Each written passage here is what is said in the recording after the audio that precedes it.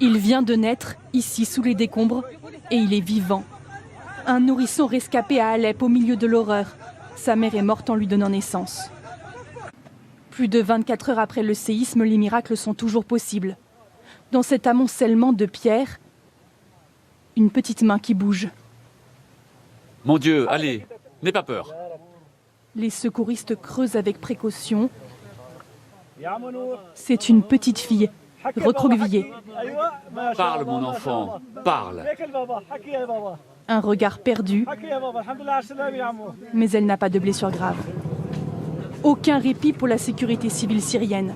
De nuit, les températures sont négatives. Ils allument de grands feux pour se réchauffer et multiplient les sauvetages. Là, ce sont des cris d'un enfant qui les alerte. Il y a une pierre qui bloque. Viens, viens, attrape ma main, mon chéri. Il est sorti, sain et sauf. Des milliers de morts, de blessés et de portés disparus en Syrie comme en Turquie. À peine sortie des décombres, cette petite fille ne pense qu'à sa mère. Où est ma maman ? Elle est à l'hôpital. Elle s'accroche à son sauveur comme à la vie. Plus loin, l'angoisse d'une femme qui, elle, n'a pas de nouvelles de ses proches. C'est la question que se posent tous les rescapés. J'ai 6 membres de ma famille sous les décombres, mon cousin, sa femme, son enfant. J'attends ici depuis hier. Les secours sont débordés. Turquie et Syrie demandent en urgence de l'aide internationale. Plusieurs dizaines d'hommes de la sécurité civile française viennent d'arriver en Turquie pour tenter de trouver de nouveaux survivants. Sous les épais blocs de béton, cet homme croit entendre un appel à l'aide. Au pied de l'immeuble effondré, une famille attend, plongée dans le désarroi. Depuis hier, partout en Turquie, les mêmes scènes de chaos. À l'aide de marteaux-piqueurs ou de pelleteuses qu'ils manient avec précaution, pompiers et civils cherchent sans relâche des survivants. Chaque immeuble, chaque cavité est explorée. Des milliers de personnes restent introuvables. Une attente insupportable pour les familles. Mon père, ma mère, mes frères sont toujours sous les décombres. Le fils de mon cousin, maman et papa, oncle, femme, neveu. Nous nous sentons si mal, vous savez. Parfois, plus de 24 heures après le séisme, des rescapés sont extirpés des décombres. Ce jeune garçon syrien, coincé sous la dalle de béton de son immeuble, est sorti blessé mais vivant des débris. En Syrie comme en Turquie, les sauveteurs savent qu'il faut faire vite. Au-delà de 3 jours après le séisme, les chances de survie sont infimes.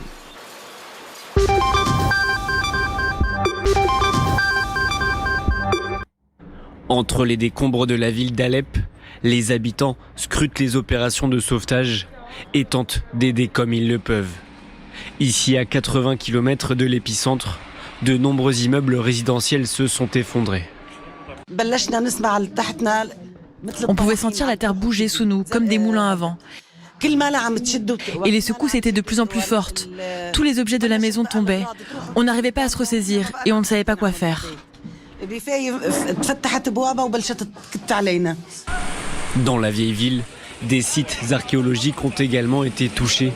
Cette photo montre une partie de la citadelle, joyau architectural de l'époque médiévale, endommagée. Pour les résidents d'Alep, il faut fuir. 750 d'entre eux ont trouvé refuge dans ce couvent, où ils ont pu manger, se réchauffer et utiliser des salles de bain, mais surtout être en lieu sûr. Les gens ont fui leur maison et on a décidé de venir dans ce couvent car il se trouve dans une zone éloignée et sans immeuble élevé. On est sorti dans la rue et on a vu toutes les personnes qui se tenaient dans un état déplorable. Des dégâts colossaux dans une ville meurtrie par des années de guerre civile. C'est une ville qui n'a pas été reconstruite finalement, ou alors très peu, avec plus ce qu'on appelle du rafistolage, des immeubles fragilisés par les bombardements, dont les structures n'ont pas pu donc résister à l'ampleur de ce tremblement de terre. Certains sites touchés par le séisme font partie du patrimoine mondial de l'UNESCO, qui va lancer son aide. L'inquiétude et la tristesse se lisent sur tous les visages.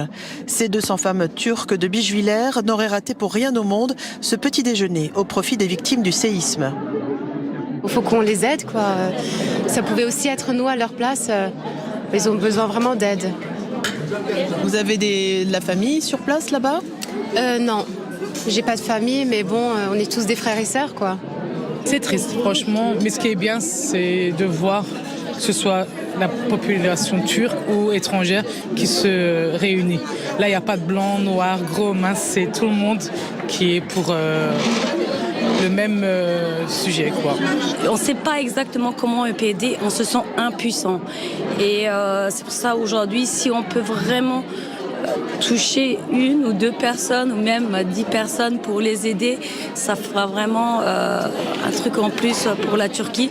À Bichevillers, 1/3 de la population est issue de la communauté turque, une communauté sous le choc mais soudée, ce qui n'étonne guère Meryem Karakus, bénévole au sein de l'association culturelle franco-turque de la commune. La communauté turque est une communauté généreuse, réactive et on s'organise assez rapidement, donc je ne suis absolument pas surprise. Les dons et les collectes affluent au fil des heures. 2 camions prendront ce soir la route en direction de la Turquie.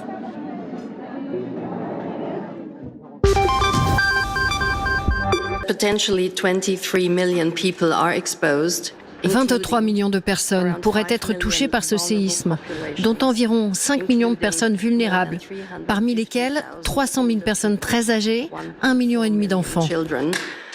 Des infrastructures civiles et probablement des établissements de santé ont été endommagés dans la zone, principalement en Turquie et au nord-ouest de la Syrie.